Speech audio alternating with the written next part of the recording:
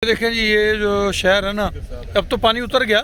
इसमें 6-6 फुट तकरीबन पानी, आप निशान देख सकते हैं। इस शहर के अंदर 6-6 फुट पानी आया, तो क्या बचा होगा ऐसे घर वालों का?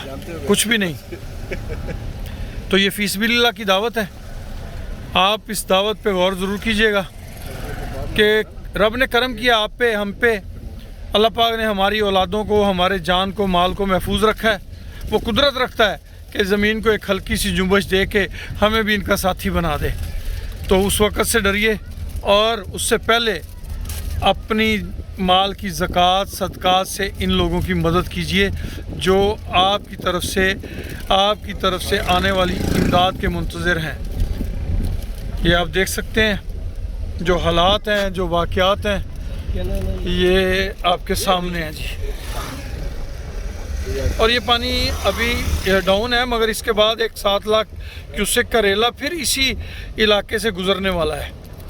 और ये शहर एक दफ़ा फिर दोबारा अल्लाह इसको अपने हिफ्ज़ व अमान में रखे। ख़तरे की ज़द में है।